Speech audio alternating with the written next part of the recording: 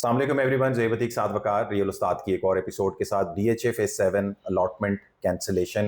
इस वीडियो में आगे जाने से पहले आप काइंडली हमारे चैनल को सब्सक्राइब कर लें। वीडियो अच्छी लगी तो उसको लाइक और शेयर भी कर सकते हैं। डीएचए मैनेजमेंट की तरफ से एक नोटिस सर्व किया गया है डीएचए फेज 7 के लिए, और उसमें एक 16 अक्टूबर 2025 की डेट बताई गई है कि अगर आपके वाजिबात तब तक आप अगर अदा ना करें, कोई अगर पेंडिंग ड्यूज हैं आपकी प्रॉपर्टीज के अंदर, तो आपकी मेंबरशिप या फिर अलॉटमेंट को कर दिया जाएगा दो कैंसिल। अगर कंसेक्यूटिव इंस्टॉलमेंट्स आपकी मिस होंगी तो मेंबरशिप कैंसिलेशन या अलॉटमेंट लेटर कैंसिलेशन की सूरत पैदा हो सकती है आपके लिए। साथ भाई, इस नोटिस की क्या डिटेल्स हैं, प्लीज ये बताएं।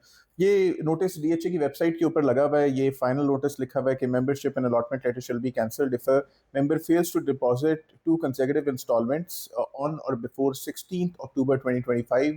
Therefore, members are advised to deposit their outstanding dues with surcharge before due date to avoid cancellation.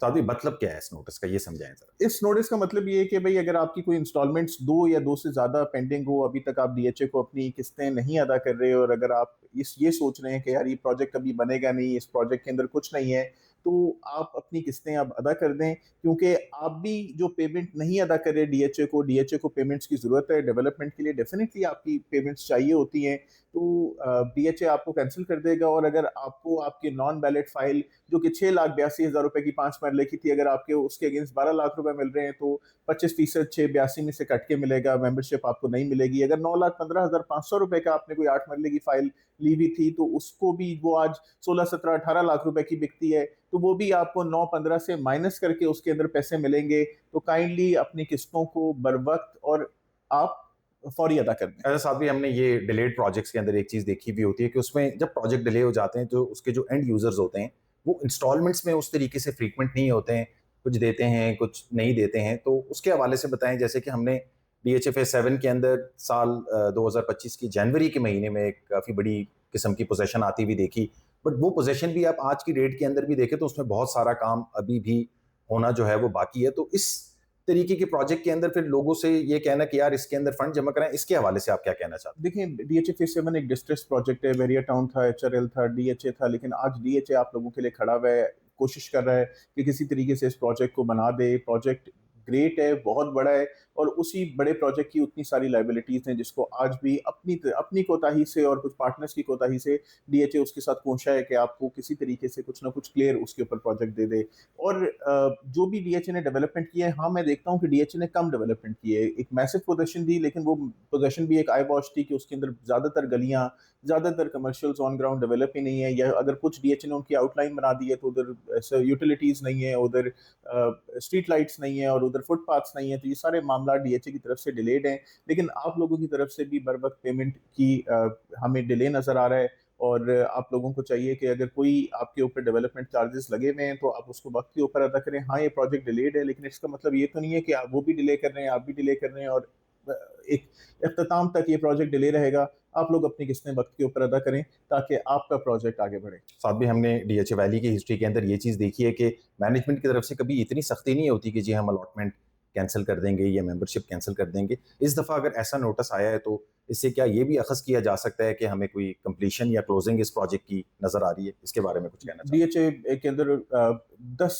फरवरी 2014 के अंदर इस एक डेडलाइन दी गई थी कि जिसकी 5 या उससे कम किस्तें अदा हुई भी होंगी, और जिसने इससे ज़्यादा ना बढ़ाई तो आपकी फाइल्स कैंसिल कर दी जाएंगी। और हाँ, उस वक्त इस चीज़ के ऊपर इम्प्लीमेंटेशन हुई थी और कैंसिलेशन हमने होते हुए देखी थी बहुत सारे लोगों की फाइल्स।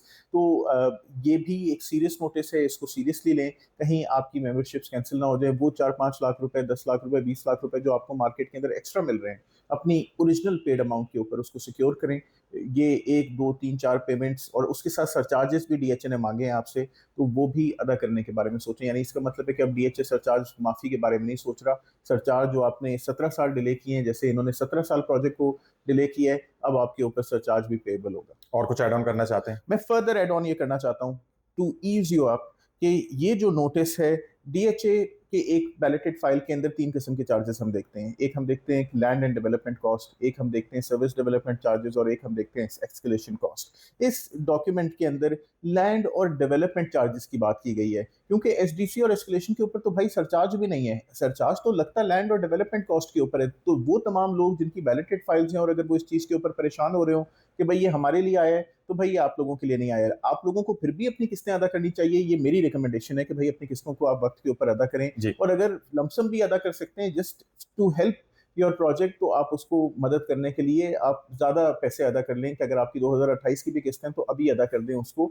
लेकिन आई वुड रिकमेंड कि जिनकी लैंड एंड डेवलपमेंट कॉस्ट है, आप कुछ ना कुछ फ़ायदे के अंदर हैं, आप अपने पैसे अदा करें। और उसके साथ-साथ मैं डीएचए को मैसेज ये देना चाहता हूँ कि जब आप लोगों से पैसे ले रहे हैं, आप सिर्फ़ फर्स्ट अलॉटीज़ को बैलेट कर रहे हैं। अभी आपका नोटिस नॉन फर्स्ट अलॉटीज़ के लिए भी है। इसका मतलब ये है कि आपको करना ये चाहिए कि आपको उनको भी सोचना चाहिए बैलेटिंग के बारे में। काइंडली बैलेटिंग की डेट दें, साथ ही मैं काइंडली। आपसे यही चीज़ इसके अंदर पूछना चाह रहा था कि हमें इनिशियली ये साल के शुरू में ये इन्फॉर्मेशन थी कि इस साल के जून के अंदर हम यानी 2025 जून में हम एक बड़ी किस्म की बैलेटिंग और पोजेशन दोबारा से आते हुए फेज 7 की तरफ देखेंगे, बट वो अभी तक हमें उस तरीके से होती भी नजर नहीं आई। और ये जो कैंसिलेशन मेंबरशिप की अलॉटमेंट की कर रहे हैं, ये नॉन बैलेटेड फाइल्स के लिए आपने जैसे बताया कि ये कॉस्ट ऑफ लैंड आपने क्लियर करनी है, तो क्या कोई बैलेटिंग के हवाले से कोई न्यूज़ है इसमें या कोई बैलेटिंग आ सकती है, एक्सपेक्ट की जा सकती है, ये जी बताएं। बिल्कुल, 2026 सेकंड क्वार्टर के अंदर आप यकीनन एक बड़ी बैलेट आते हुए देखेंगे। उसके अंदर सेकंड बैलेट के मामलात भी क्लियर हो जाएंगे और नॉन बैलेटेड मेंबर्स को भी कैटर किया जाएगा। और ये ज़्यादा बड़ी बैलेटिंग होगी इंशाल्लाह कि जिसके अंदर मैं एक्सपेक्ट करता हूँ कि सारे फर्स्ट अलॉटीज जो अभी तक नॉन बैलेटेड हैं वो भी क्लियर हो जाएंगे।